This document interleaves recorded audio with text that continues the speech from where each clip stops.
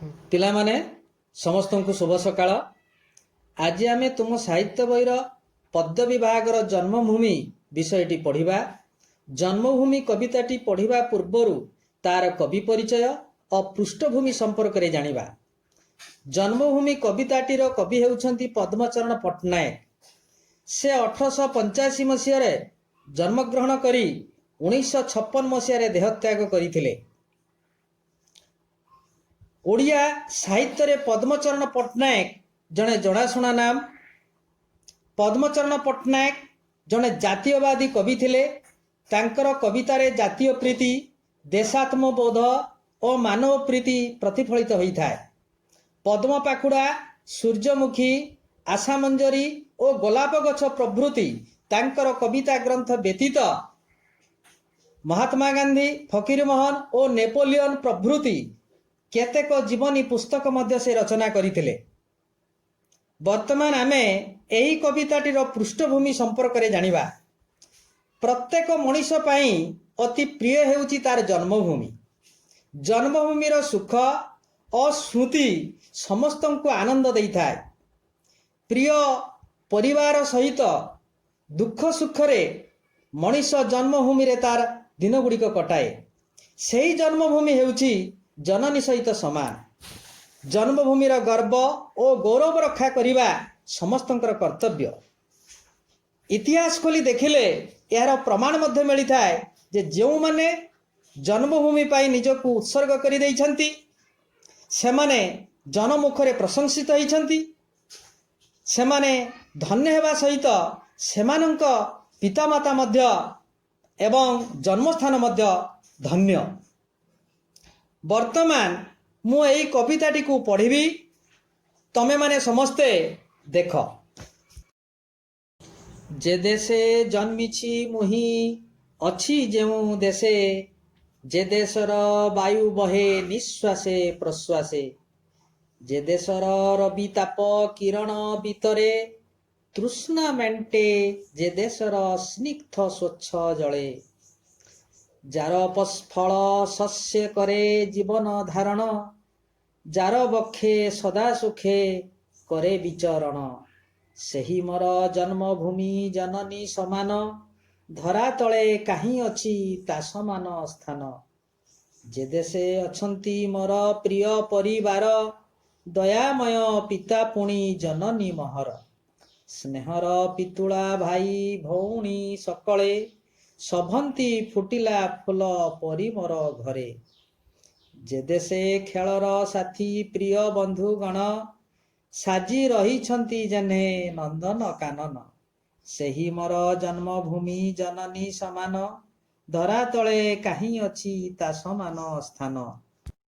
ଯେ ଦେଶର ଗିରି ନଦୀ କେତେ ଶୋଭା ଧରେ, ଖଣି ମଧ୍ୟେ ଶୋଭେ ମଣି ମୁକୁତା ସାଗରେ, ଅସଂଖ୍ୟ ନକ୍ଷତ୍ର ଶୋଭେ ସୁନୀଳ ଆକାଶେ, ନବ ଜଳଧର ସଙ୍ଗେ ସୌଦାମିନୀ ଭାସେ।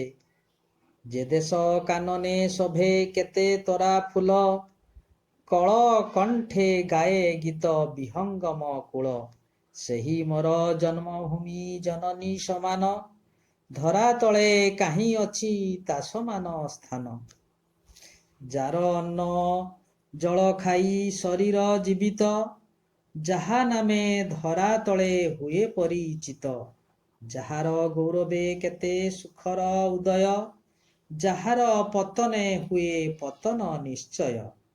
ଦୂର ଦେଶେ ଥାଇ ଯାକୁ କରିଲେ ସ୍ମରଣ, ଘାଣ୍ଟି ହୁଏ ମନ ଦୁଃଖେ ଝୁରଇ ନୟନ, ତାହା ଲାଗି ଶରୀରର ରକ୍ତ ବିନ୍ଦୁ ଦାନ, ଯେ ନ କରେ କୃତଘ୍ନ ସେ ପଶୁର ସମାନ। ଖୋଲି ଦେଖ ଇତିହାସ କେତେ ମହାବୀର, ସ୍ୱଦେଶ ମଙ୍ଗଳେ ଦେଇ ଅଛନ୍ତି ଶରୀର, ନିଜ ସୁଖ ଶାନ୍ତି ଘର ପରିବାର ଭୁଲି, ଦ୍ୱାରେ ଦ୍ୱାରେ ବୁଲିଛନ୍ତି ଘେନି ଭିକ୍ଷା ଝୁଲି, ମୁଣ୍ଡ ଝାଳ ଗୋଡ଼େ ମାରି ଲୋକଙ୍କ ମଙ୍ଗଳେ, ଲେଖି ଯାଇଛନ୍ତି ନାମ ଅକ୍ଷୟ ଅକ୍ଷରେ, କାଳେ କାଳେ ଲୋକମୁଖ ଘୋଷେ ତାଙ୍କ ନାମ, ଧନ୍ୟ ତାଙ୍କ ପିତା ମାତା ଧନ୍ୟ ଜନ୍ମ ସ୍ଥାନ। ବର୍ତ୍ତମାନ ମୁଁ ଉକ୍ତ କବିତାଟିକୁ स्वरचित भाव रे गाइबी तमे माने समस्ते मो सहित गाइबा को चेष्टा कर।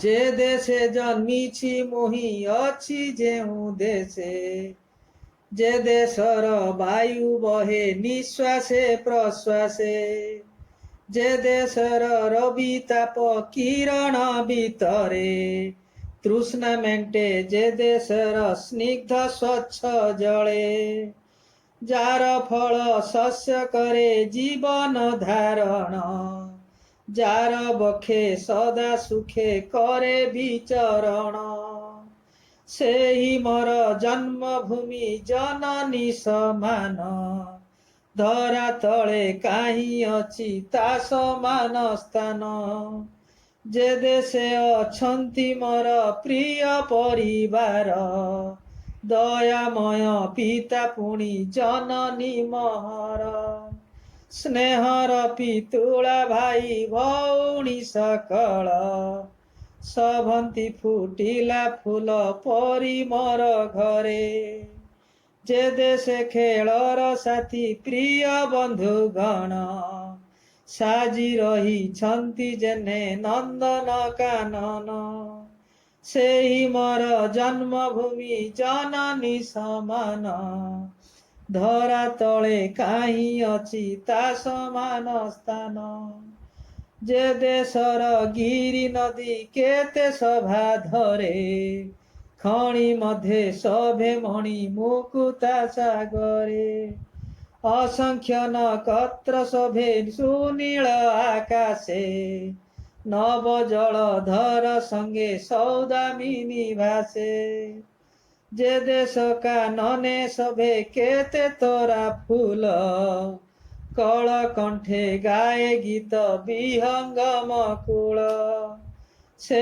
ही मोर जन्मभूमि जननी समान धरा तले काहीं अछि ता समान स्थान जार अन्न जल खाई शरीर जीवित जहा नामे धरा तले हुए परिचित जार गौरवे केते सुखर उदय जार पतने हुए पतन निश्चय दूर देशे थाई जाकू करिले स्मरण घांटी हुए मन दुखे झुरई नयन ताहा लागी शरीरर रक्त बिंदु दान जे न करे कृतघ्न से पशुर समान खोली देख इतिहास केते महावीर स्वदेशे मंगले देई अछंती शरीर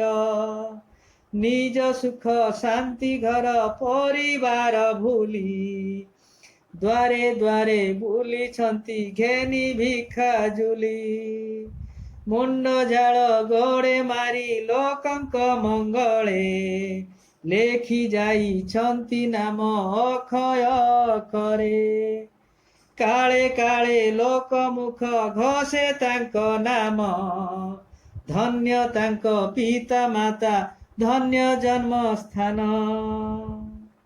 एहीपरि स्वर तुमे माने गाइबा पई अभ्यास करिवो आजि पई एतिकी यार परवर्ती क्लास रे उक्त कवितार विषय वस्तु और संक्षिप्त प्रश्नावली उपरे आलोचना करिबा। धन्यवाद।